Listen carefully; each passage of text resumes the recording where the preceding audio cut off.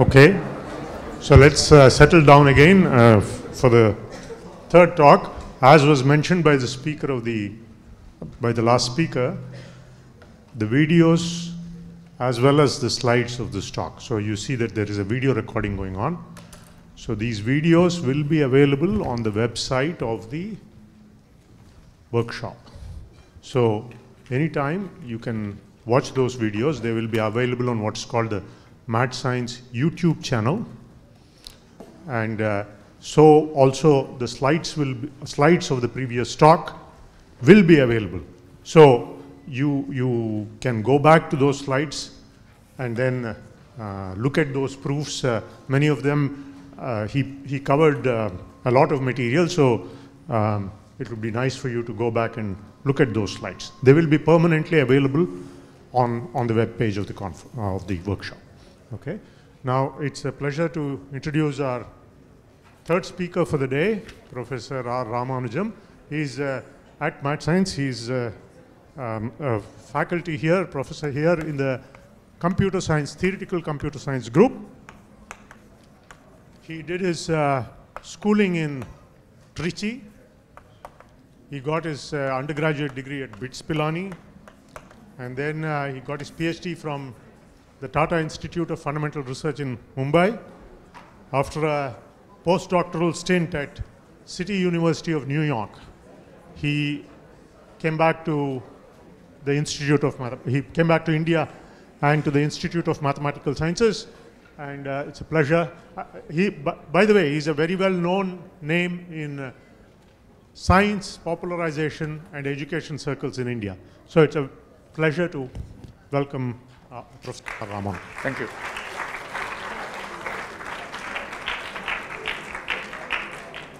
So thanks, Raghavan, for the introduction. Shailesh, it's somewhere in the middle, where I was sitting. So there is a chair there for you. Yeah. So that's my name, and here is my email address. This is the address of the institute, imsc.res.in. If you put a www before that, you get the web page of the institute, and you'll be able to look at many things happening here. And that's my email address, and for anyone who wants to keep in touch. So, okay, so I'm interested in, so he said I'm a theoretical computer scientist. So what is that? I mean, theoretical computer scientists are those who know very little about computers, hardware and software and all that, and know a little bit about the mathematical models of what these things are about. And this interface between mathematics and computing or computation is giving rise to a lot of very interesting stuff, and probably some new mathematics also. Quite a bit of it is related to combinatorics. You see a little bit of combinatorics in school curriculum, not too much of it, which is a pity, I think. But so what I thought was I'll take up a topic which is related to math projects. And what I'm really interested in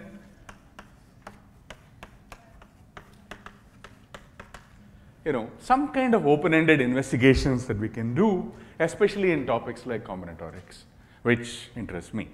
So I thought I'll take some examples from combinatorics. We can discuss a little bit of investigations that you can take up. And the investigations that I'm talking about, many children have been carrying out such things of different degrees that I know of. So I'm talking about things which are things that some school kids at different levels, secondary, higher secondary level, have been interested in. So I thought that experience I would share with you. So let me just take a few examples. So one thing is about doing math projects at all, because there are a lot of science projects that school children do. I'm involved in things like the National Children's Science Congress, where every year more than 2,000 children, in at least that many in Tamil Nadu itself, who do science projects. Are there anybody who are doing science projects here? Some hands I see. Yeah. Now, a lot of open-ended science projects are there and children do. Somehow when it comes to mathematics, whenever I have talked, question comes, how can I do math projects? There are open problems, but open problems, how can I solve as a school kid, right? So is that what you mean? I'm not talking about that. I'm not talking, I think there are open problems that school children can solve probably, But I'm not talking about that. So that's one thing clear. So I'm talking about just what would be open-ended investigations like in mathematics in some simple contexts. So how do we investigate? How do we explore? So there are two words that keep coming up. What's that? One is generalize. Generalization, extension. You solve a problem and how much can we generalize? Can we extend these techniques? I noted that Shailesh used it 2-3 times. Can we go further? Can we use this? And he did this 9-point circle, and then he went off to the 9-point conic, right? I had this equilateral triangle, and then can I make it an isosceles triangle? And then what happens? So this is a sample of investigations. And there where somebody does the investigation and tells you, and then you appreciate, you learn the proofs. But can we also try to explore? How much can we do? Now, what would be an experience of that kind? So I just thought I'll take a couple of examples and do some simple stuff. So here is one question. Let's start with. How many faces does a cube have? Before I finish it, you must be having the answer. How many? 6, of course. Not very interesting. But what is this? So, what are faces? What is a face? I always used to worry about this Ravana, How many heads does Ravana have? 10 heads. How many faces does he have? 10. How many cheeks does he have? That depends, because I used to see pictures as a child where the heads were glued together, because it depends on where you glue the heads together, right? So I have seen at least some posters where the cheeks were glued together, so I used to worry about, what happens to his ears, for instance. How many ears does he have and so on, right? So I think, I always used to worry, how heavy, if Ravana got a headache, how terrible it would be. I mean, would it be a single headache or would it be a multiple headache? Would he be able to have a headache, in the 5th head? How different would it feel? Or how does an elephant feel when it gets stomachache? I mean, right? So I'm interested. So is there some way to generalize this idea of a face, right? Now, I can say that, okay, cube has, okay, you said 6 faces. Right? But you didn't ask me to define what a face is, right? So why does a cube have 6 faces? So what are faces for you? How does a face of a cube look like? A square, right? Okay. So I'll call them 2-dimensional faces, if you don't mind. 6 2-dimensional faces. If that is so, how many 0-dimensional faces does it have? 8. So a cube has 8 0-dimensional faces. What are 0-dimensional faces? Vertices, points. So then how many 1-dimensional faces does it have? 12. These are the edges. It has 12 edges, 8 vertices. How many 3-dimensional faces does it have? 1. That looks a bit weird, but if we start defining things, we have to follow your whatever definition you've got. So 1 cube, that's a 3-dimensional face that it has got. So how many faces does a cube have? Now if I generalize this face to how many faces of any dimension does it have? How many do we get? 27. So cube has 27 faces of all dimensions. So when I say faces now, of all dimensions. How many 4-dimensional faces does a cube have? 0. 0. All dimensions, when I say, I am now saying 0, 1, 2, 3, 4, 27, whatever you like. Right? I can do that, right? Is that a fair thing to do? So this is for a cube. Okay. So it looks like You can talk about an object like a cube and then talk about its faces in any dimension. How about generalizing that cube also, right?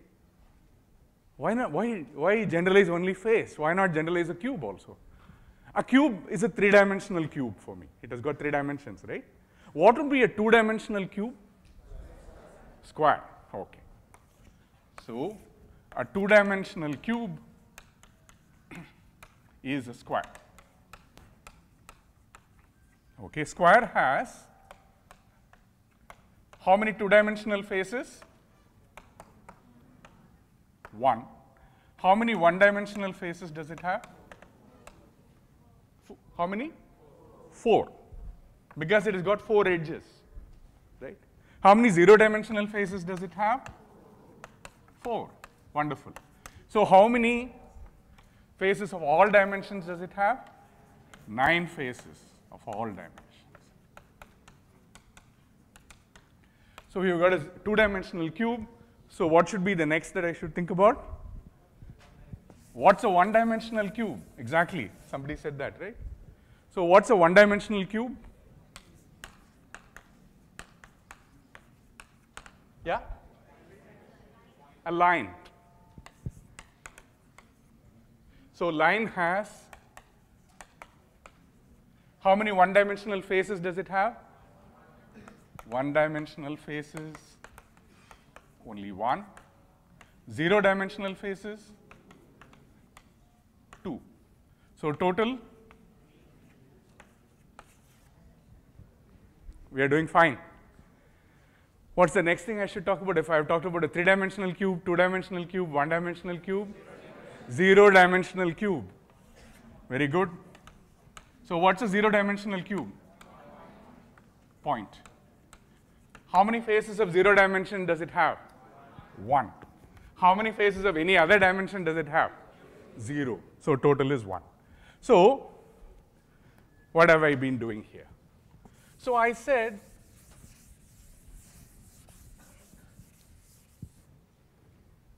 here is the dimension and total number of faces.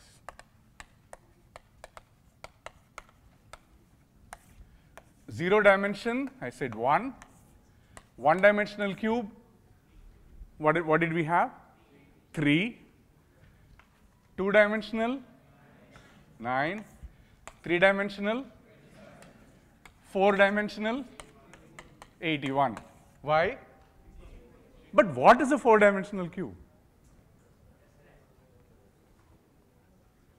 I mean, you don't know what it is, but you said it has got 81 faces, right? Of course, you should say that. Why did you say it's 81? 3 power n, right? So you said, I mean, there is a pattern here. There is a pattern that I see. Let me boldly generalize. Okay, that is the slogan for this whole thing, right? Generalize, extend when you can. See patterns, pray. Pray that the pattern that you see is giving you some insight, okay? Okay, so whatever that 4-dimensional cube is, it's going to have a total number of faces is 81. What about a 5-dimensional cube? 243. Yeah? We don't know what that is, but let's define. Let's try to define that then. I can think of what was a 2-dimensional, what is a 1-dimensional cube for us? A line. How do you get a line? By a point moving along a dimension. Right? Is that a reasonable thing to say? What was yeah, 2-dimensional cube? A square. Can I think of a square as generated by a line moving along the 2nd dimension? Yeah? What about a cube? Can I think of a cube as a square moving along the 3rd dimension? So let me try to define this.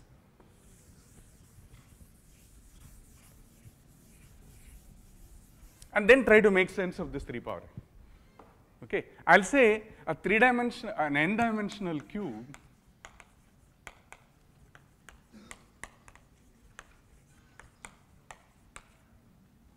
is obtained by, I'm see what is this obtained by moving and so on. Let's just work with this and see what happens. Moving an n-1 dimensional cube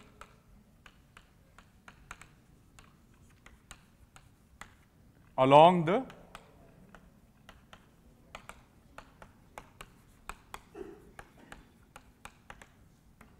nth dimension, right? So I want to feel free to write such things, right? Without these people worrying me with alphas and betas and ABCs and so on, right? I want to write such things. It's only if I feel free to write such things, I'll feel free to explore further, right? I don't, I hope to sound like, Raghavan and Vijay and people like that, but I want to write such things and get on with the job, right? So I want to write something like this. So I don't know whether it's going to be accepted as a definition in a textbook, but I want to see what is the consequence of writing something like this, right? So now, let me calculate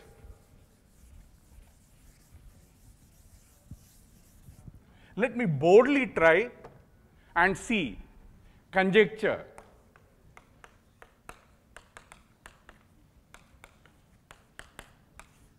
an n-dimensional cube has a total of 3 to the n faces, right? With whatever I have defined, that's what I want to do. Am I making sense? This is the pattern that I have seen, and I want to make this conjecture, and I want to build an argument that this is what is happening, right? How do I do that? How n, some n, we don't know how it is going to look. All that we have got is a line like this, a sentence like this. How do I go about trying to give an argument? Okay. So I want to give an argument which I'll call a heuristic proof. It's a word that we don't use too much of, but how will a heuristic proof go for this? I say, okay, generally when I want to prove something for all n, and I don't know, and I have seen a pattern, one way is to try mathematical induction.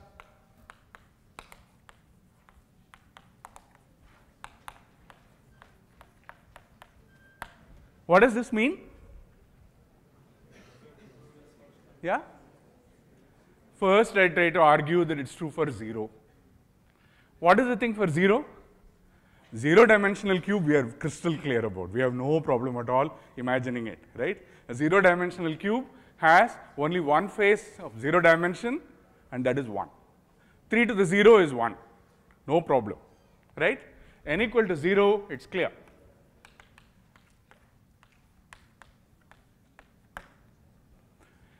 But then I'm supposed to prove something more if I want to do by induction. What is that? Yeah. Assume that it's true, the statement is true for k, prove it for k plus 1. We don't know what k is, but if it is true for k, that means what? Whatever a k-dimensional cube, which is generated by moving a k minus 1th dimensional cube along the kth dimension, whatever that object is, if somebody comes and tells me that it's going to have total of 3 to the k faces, what I will do is take this k-dimensional cube, move it along the k plus 1th dimension, and somehow argue that it's going to have 3 to the k plus 1 faces, right? How do I argue? I mean, I have no idea what k is, how these pictures look like. So one way is to say, okay, let's look at a particular example, right? If I start with a square, right?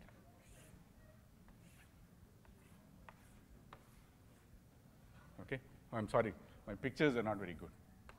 Yeah, okay.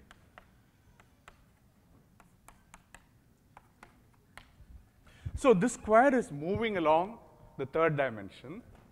The point A, what was the point A in the original square? That was a 0-dimensional face, right? The point A, so point A is going to contribute a point A prime and an edge A prime. Is that clear? as I move the square to build a cube, right, what am I going to do?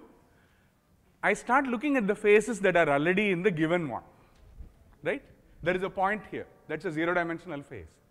So this fellow is going to contribute two zero-dimensional faces, namely A and A prime, itself and its image, and a line joining that, something, a higher dimensional face, right? A one-dimensional face joining the two.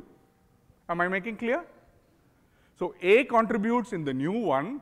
This is, I'm counting, right? I'm counting faces, right? The original zero-dimensional face is going to contribute itself, its image A prime, and a one-dimensional face A prime joining the two. Is it clear? Now, what about line AB? What is it going to contribute? It's going to contribute itself, and then A prime, B prime, and then A prime. I'm sorry. No, this is not. This is wrong. Yeah, it's going to contribute itself, A prime, B prime, and A prime, B prime, B. Right. So it's going to contribute the face itself and another its image as it moves, right?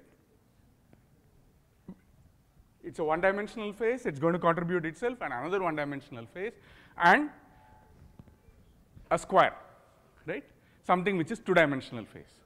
So I boldly say that as the, oh, I want this. Maybe now we know this, so let me write that.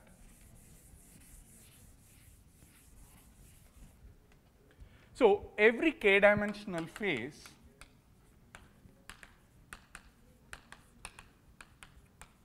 in the whatever m-dimensional cube that you are looking at contributes three faces to the m plus 1 dimensional cube.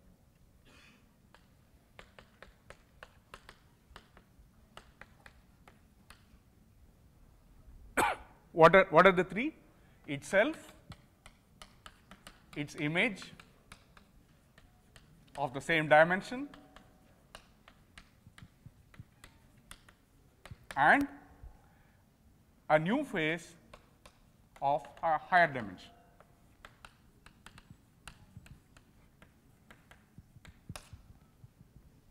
Yeah.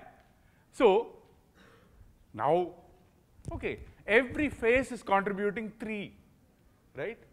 By hypothesis, we said an m-dimensional cube has 3 power m total faces. Each face is contributing 3. So the total number of faces in the m plus 1 dimensional cube is 3 times 3 power m. That is 3 power m plus 1. This is the basic idea. Now, why did I call it heuristic proof and I put quotes within that? Why? Well, so some people would call, in fact, I would call it not a proof, but a proof strategy, really, right? I mean, there is an intuitive idea here, but at the end of which you feel that, okay, I'm getting there, but not entirely sure. What if, you know, because we use some words which we don't understand, what do you mean by contribute, etc., etc. So at this point, it's worth, as we explore and investigate, to see can we come up with a formal proof. What is a formal proof of this? Do you understand the statement I am making? There is an idea here. If you prove it by induction, you have to prove, you take the induction hypothesis and you have to show, I start with an m-dimensional cube, right? Take any face, it's of dimension k, and you say that it contributes 3. We have done this for all faces. So everything contributes 3. So therefore, the total number of faces is 3 to the m plus 1, right? So this is a, if you are convinced by this, feel happy, no problem. But hopefully, there are a few mathematicians among you who feel a bit unhappy saying that this is okay, but I really want something where, I want equations, I want to solve, do it properly, this, the words I don't like. If that is so, and I want more, you see. I don't want to simply say that an n-dimensional cube has a total of 3 to the n faces. Okay, that's fine. But how I want to know how many three-dimensional faces does a 5 cube have? I want to answer questions of that kind. So, I don't want to generally worry about only the total number of faces, but I want to count how many faces of a particular dimension that your n cube has. Then it's no longer clear that I've got enough to answer. So, let me try to formalize what I just said.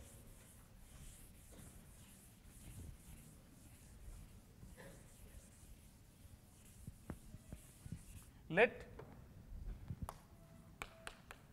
f and k be the number of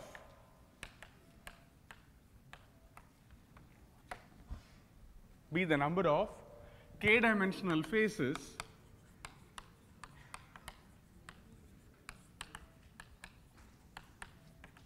that an n-dimensional cube has.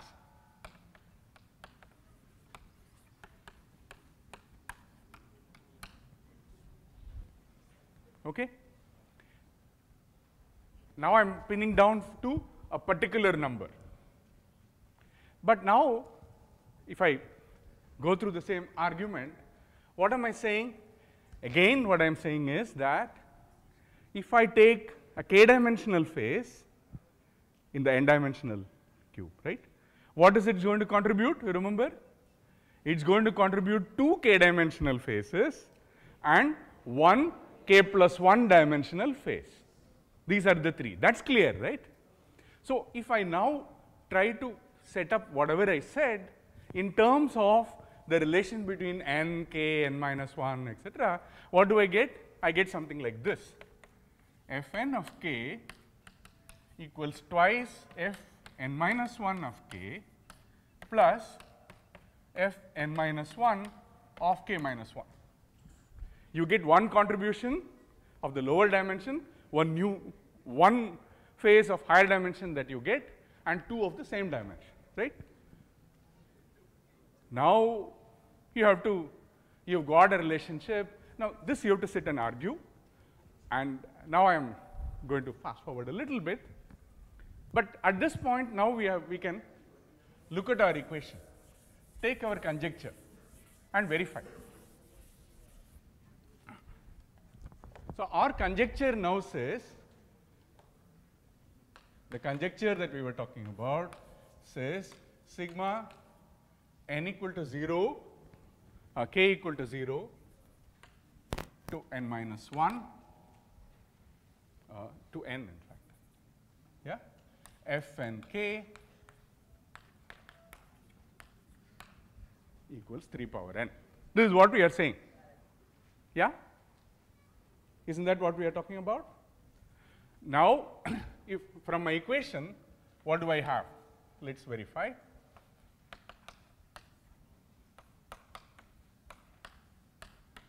Equals twice sigma k equal to 0 to n twice of Fn minus 1 k plus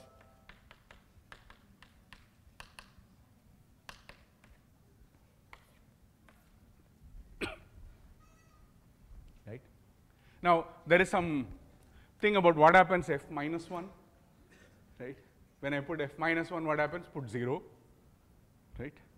And if I am looking at something of n plus 1 dimension, n plus 1 dimensional face of an n dimensional cube, that is 0 also.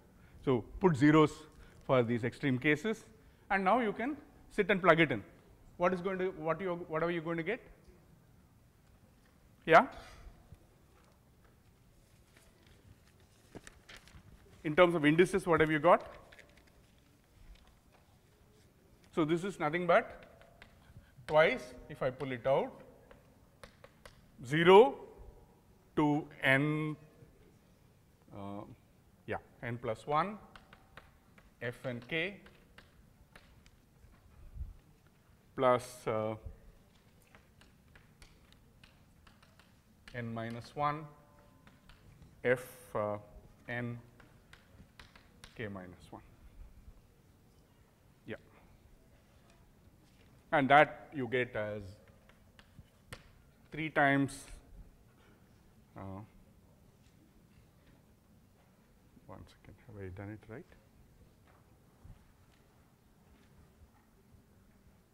Yeah.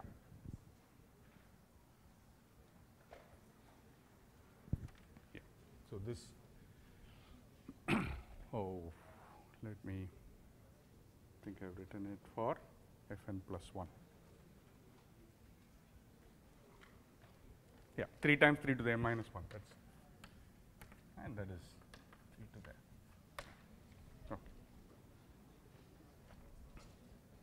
Okay, so why am I doing it this way? And now you can ask questions like how many k-dimensional faces does an m-dimensional cube have, right? So, for instance, how many 0-dimensional faces does a 5 cube have? You can answer a question like that. In general, by the way, there is another notation that we can make use of for these n-dimensional cubes, which is useful, but for what I am talking about, you don't need to worry about it.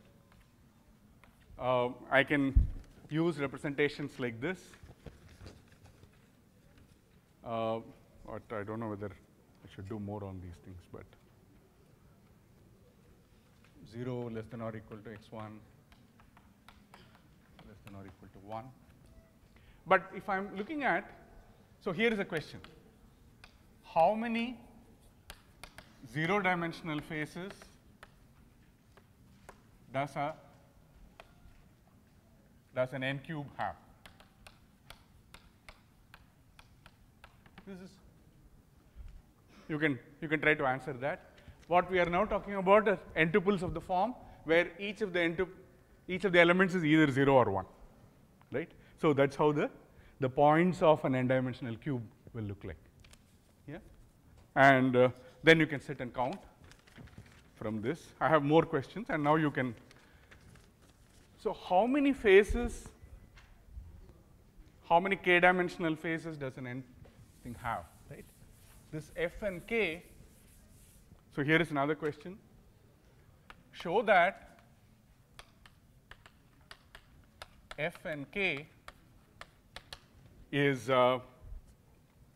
n choose k times 2 to the n minus k. This is n choose k. I don't know what is the c n k or whatever is the notation there. Do you know this? Have you seen this? How many ways can you choose k elements? Or yeah, what is n choose k? Yeah, what is that? I don't know how you write it as n c k. Okay. Yeah, this is what I have written. What is NCK? My God, everybody's okay. Yeah, so you know what it is, right? So try to prove this. How would you argue that this is true? Lot more things, you know. Look at x plus 2 raised to the 3, x plus 2 raised to the 4, and so on, and look at the coefficients. How do the coefficients look compared to the numbers that we have been using? What is the connection between these? This is very open-ended. Now comes, okay. Here is a next question. That is a kind of generalization we can actually do, and where you get some mileage for what you have done. Here, what is a tetrahedron?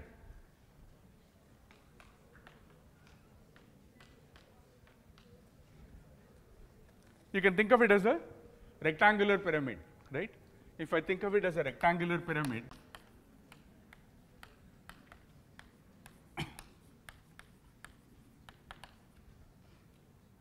in 3 dimensions.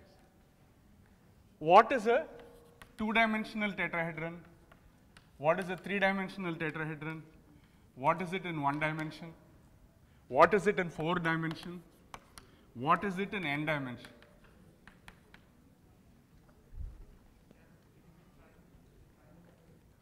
Triangular. Sorry. Have I written? Yeah. Triangular pyramid. Sorry. Now,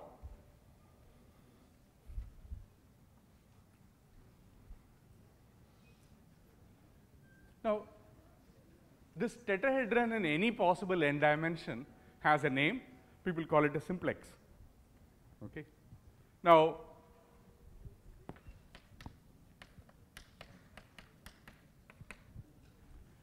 I can ask how many 0-dimensional faces does a simplex have? And there are many questions that I've got. So, how many faces of dimension k does an n-dimensional simplex have? What kind of formulas can you come up with for these? Okay. Now, you can look at very simple cases, look for patterns, look for the general idea here is try small cases, look for patterns, make a conjecture, and as I said, pray. At that point, start trying to write proofs, some simple heuristic ideas, some arguments, and after which you try to write some equations of this kind and try to solve. So, this is the idea. One can do a lot with this methodology. One more question, and I want to take up just one more example and stop. Here is another question. A cube, hang it by one of its vertices. Think of how the picture will look. Now, I am saying between the highest and lowest point that you see, halfway through take a slice. You will get some polygon, right? What kind of polygon will it be? Huh? Regular hexagon. No. I am talking about you take a horizontal slice, right? You are going to get something in the plane. What will it be? Okay. So, this is one question. I have more questions of that kind, right? Would this question, in general, would this be easier for a 2-dimensional cube? Because we said what it is. Is there a way to generalize this for any n-dimensional cube?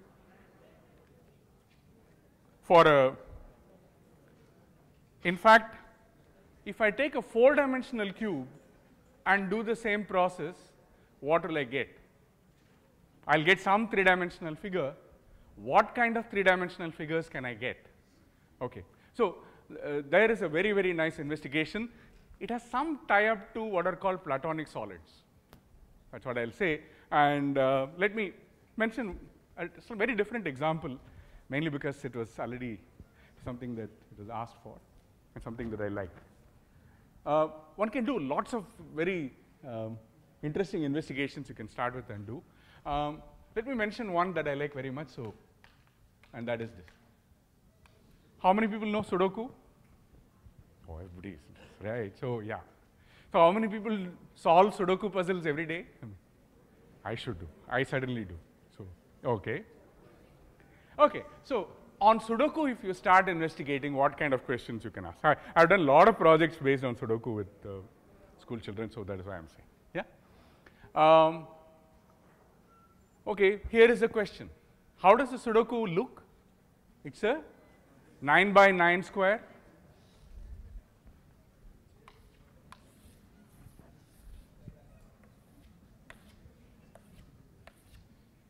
And then it has, and within these, 2, 1, 2.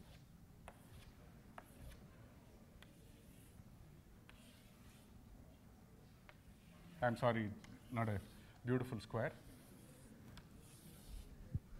Looks a mess, but question is, how do you fill in a Sudoku? If I give you an empty one, right? I am asking you now, I give you empty 9 by 9 square, put in numbers so that the Sudoku condition is met. What is the Sudoku condition? Along any row, you get a permutation of 1 to 9. Along any column, no number should repeat. It should occur exactly once. And in every box, 3 by 3 box, you should have. Now, what kind of questions can you ask about a Sudoku? One is to solve Sudokus. I am not asking. I am asking you, what questions will you ask? So here is the thing. If I give you something empty like this, how will you fill it with numbers in such a way that the Sudoku condition is satisfied? How will you start? Random? Okay, first box I put 1 here. I don't know what is your first box. And then I put 1, 2, 3, 4. That's easy. But then what happens to the second row? 2, 3, 4. I can't do that. Okay. Have you done this ever? Have you done this ever? That's a puzzle for you to solve. How are you? I am just giving you an empty 9 by 9 square and ask you to fill with numbers such that first do it. Second, do it in 2 different ways, right? And then what will be the next question? Do it in 3 to no, come on, no, come on. If you have done it in 2 different ways, what should be the next one? Not do it in 3 different ways, come on. Do it in 100 different ways. How will I, you want to tell, so at that point, the challenge is, you want to go and tell your friend that here, you should be able to do it at least in 100 different ways. With what guarantee will you say? Then you should know how to count. What is the counting here? How many different ways can you form a Sudoku 9 by 9 square, right? Satisfying the condition. How many different ways? So that means how many different filled in Sudokus are there in the world, right? Remember that newspapers publish every day, no? When will they run out of Sudokus? If they don't want to repeat at all. Hindu is publishing every day, right? I don't know whether they keep a database and never repeat, but if supposing they are doing that, at what point will they run out of Sudoku challenges? In the year 2020? So how many different Sudokus can there be? How do you estimate this number? Any ideas? That is a project I am talking about. And that's a lot of fun. You can getting the exact, there is an exact number. We don't know that exact number. And that's a great challenge, right? And now you can do all sorts of stuff with this, right? Firstly, there is one very clear upper bound. What is that? What is that number? 9 raised to the 81. There are 81 squares. Each can have entries 1 to 9. So the worst possible you can think of, the number of Sudokus is 9 power 81, right? Actually, it's less because on any row, right, you can only write 9, 4, 9, 8, whatever, 1, 2, 3, 4, 5, 6 up to 9. Maybe in the second one I can do 1 to 9. So maybe it's actually, I can bring it down to 9 factorial raised to the 9. Is this clear? Why? Why am I saying 9 factorial raised to the 9? Because in every row, I'm going to have. The next activity you can try to do, and that is very simple and nice, is, look, there are some squares where, if I, suppose, think of a particular method you're going to use to fill in the squares, right? Suppose I'm going to follow the method, I'll start from top, left to right, I'll keep filling, right? That's what I did, no, 1 to 9. I start from top, keep filling in, right? In how many ways can I fill in? Is there any way I can count that? I'm saying I'm following a particular method. What is that? I start from the top, left to right, next left to right, I work my way from top to bottom. If that is so, it should be immediately clear that if I do that, there are some squares for which, I'll get a unique value immediately. What is that? Supposing I start doing that. Maybe I do it in descending order just to make it different. Right? Or how does it matter? Yeah? 1, 2, 3. Here I can only put whatever is next available. I'm going to put 7, 8, 9. So here there is not much choice. Yeah? So one way to try is do row by row, do column by column, do box by box, right? And basically I'm saying, okay, so if I do row by row, let's see.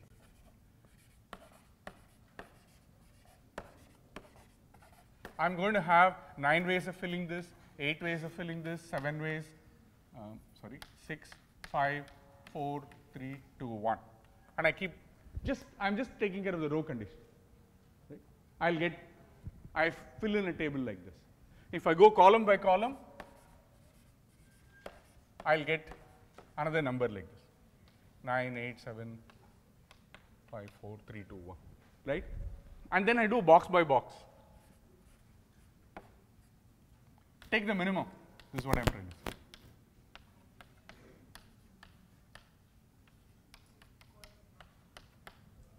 So I fill in 3 tables like this, and then I fill a 4th table by taking the minima of these, because I know that that is going to already give me a bound. Right? So that find out what you get from these. You will be coming down.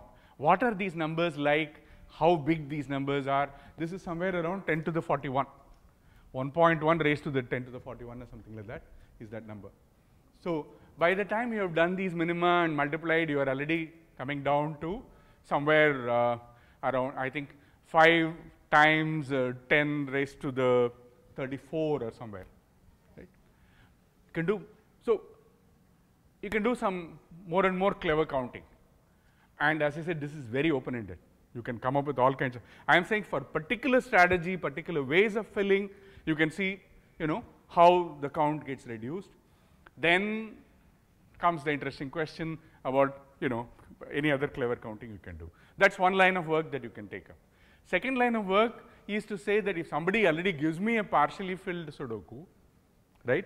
If I give you a partially filled Sudoku, how many ways can I complete the remaining, right?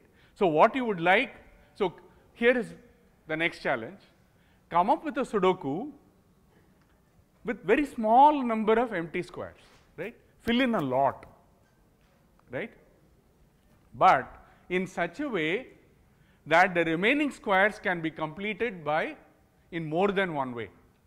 Am I making sense? Come up with a Sudoku where you fill in a lot of squares and give it to your friend and say, complete the rest. But of course, it will be a problem for your friend. Why? Because you have designed it in such a way that there is more than one solution. Sudokus come with one guarantee. What is that? There is a unique solution. So how many squares should you fill in? What is the number that you are looking for? How many squares can I fill in such a way that how many empty squares that you can have such that you are guaranteed a unique solution? This turns out to be very difficult, but that is for people who want to leave large number of vacant squares and give that guarantee. But it's a very interesting problem if you are only thinking of leaving a small number of squares vacant. That's another exercise to take up. Well, this is all about counting Sudokus, partially filling in when thing is almost full. Normally Sudokus are not like that. How do they look? They look like, some empty spaces, some filled in thing. That's what is given to you. So question is, how do you solve Sudoku? Is there a general method that you can come up with? Okay. Now, what is the method that you follow? So many people raise their hand. Somebody tell me, what method do you follow? Yeah?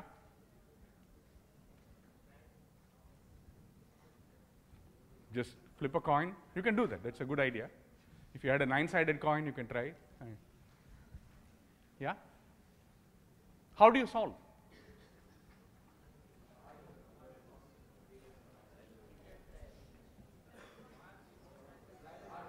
Trial and error? No. Now start with? Okay. Okay, that's one thing. So these are all heuristics. You want to evaluate heuristics. Okay, that is the important thing that I am interested in, right? One heuristic is always look for numbers that are repeated many times in the Sudoku table and try to fill them, get rid of them. Okay, and so you can have a strategy that is based on squares. I take a square and ask, is it possible that only one number can come in here? This is what you can call a best candidate method, right? For if I take a square, another is to start with numbers and say, okay, 2. What are all the places where 2 can come here, right? And if 2 is fixed by some remaining things, I fix them. So you can call it, I don't know, placing numbers method. My point is, if you want to mathematically investigate it, it's important to identify the method you've got, give it a name, try it repeatedly, see what are its strengths and weaknesses. What is very interesting is then to combine these methods. First try square wise until you are stuck, then try number wise until you are stuck. Keep iterating both. And then now you can think of nice mathematical structures, like for instance, with some children that I was working with, we proved what we called an occupancy theorem. You know, occupancy theorem says that if I come up with some list of cells, right, very often I can come up with 2 squares here. For instance, this one and this one, I know that, I don't know what the numbers that are, typically they are in a column or a row. Let me take these 2. For instance, so this is what is called a preemptive set. Okay, this is a preemptive set. This says that I don't know what the actual numbers are going to be, but between these two, it has got to be 4 and 7. 4 and 7 are going to occupy here, right, and nowhere else within that column. You can come up with such sets. When can you find them? When you can find such sets, how do I bring it into your procedure that you have got? And for those who can do some programming, if you know a little bit of C, it's great. In fact, you can try to write an algorithm in C, implement it in C, that actually applies your method, right, to solve Sudokus. And when you can come up with a method that can solve a particular Sudoku and give a solution where you are guaranteed there is a unique solution, now you can ask, can I change my method to find every possible solution? When I give a partial Sudoku and say this got many, many completions, can you find all of them? You can go there. This can, and then you can do some nice mathematical structures with it. There is one particular structure called a Sudoku graph. I'll just mention that and stop. The Sudoku graph looks like this. Sudoku graph. So for those who don't know graphs, don't worry about it. The graphs that I'm talking about look like this.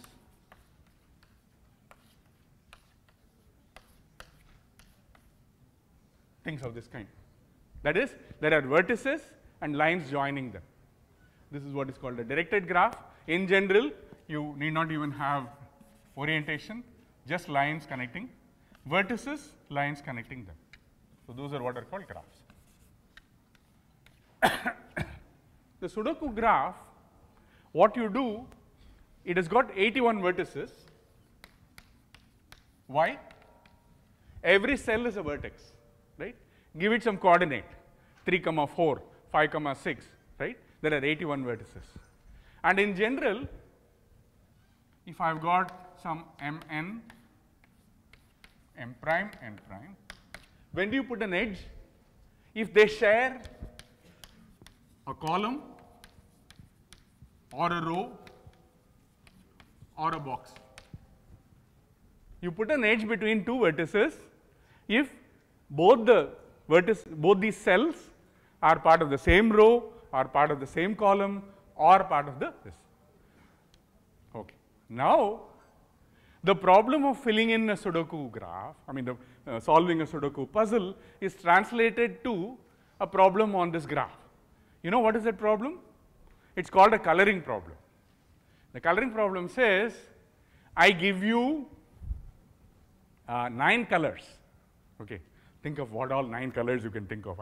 Very difficult for me to think of more than 4 or 5, but say 9 colors, right? And you should put colors on the vertices of this graph. You are allowed to put red, blue, green, whatever you're thinking of, the 9 colors, you are allowed to put, but there is a condition. The condition is 2 vertices that share an edge must get a different color. If you can do a coloring like this, that will be called a proper coloring of a graph. In general, in a graph, you say that any assignment of colors such that adjacent vertices get different colors, it is what is called a proper coloring. Okay? And what you are now asking is, for the Sudoku graph, is there a proper coloring with 9 colors that you can give? This is what you are talking about. And now, once colors enter, it's a lot of fun by looking at it, looking at the graph structure you can do, and people have been doing interesting things. There is a paper by Hertzberg and Murthy, since he's somewhere around. I don't know if he's still around here. Ram Murthy. In 2007, notices of the AMS, which takes this idea of the Sudoku graph and computes bounds. So it tells you that if I give you any such thing with some partial coloring, how many ways I can get complete to get proper coloring using something called chromatic polynomials. You get some very nice mathematics in that. So there is another paper, I'm talking about something, what, 2007, huh? There is a Jarvis and Russell paper, which I like very much. Another one, 2006. This uses symmetries. You just heard a lot about transformations and symmetries, right? If I take a Sudoku grid, what all operations I can do on a grid, right? So think about it, I can relabel the 9 digits. I can take, think of these, vertical 3 by 3 boxes vertical like that. Call them stacks. You can rotate stacks. You can rotate bands horizontally. You can permute rows within a band. You can permute columns within a stack. Or you can do reflections, rotations to get different Sudokus. So all the Sudokus that you are looking for, the solutions have some symmetries. And in fact, this 6 operations that I talked about together form a group. And you can use that, it's a transformation group that you have got. Look for equivalences. You say 2 Sudokus are equivalent if I can start with one, and by applying a series of these operations, I can get the other. So you can look at how many distinct Sudokus there are. And they actually compute and get a bound. It comes down to somewhere around 10 power 21. The lower bound, the only thing that people know is somewhere around 10 power 19 right now. But that's an ongoing investigation, which the whole world is involved in, using whatever mathematics they can do. My point is that while Hertzberg and Murthy let them investigate using chromatic polynomials, Jarvis and Russell let them investigate using symmetric groups, we will investigate using with whatever kind of counting that we can do by writing programs. I have had some students who have written some very fancy programs and try to compute bounds, right? And so that is an example of an investigation where you can join in with what the whole world is doing. Okay, I'm just talking about a couple of examples. One which had a very different flavor, where we were doing formal proofs. Another one where we are not that much interested in specific proofs and theorems, but we want to get bounds. Combinatorics is filled with lots and lots of such examples, and where we can actually explore, have a lot of fun, and learn some mathematics in the process also. And depending on one's kind of mathematical interest, right, especially if you like geometry, if you like playing around with numbers, bounds and functions, you can find out many, many new things. Okay. Let me stop here.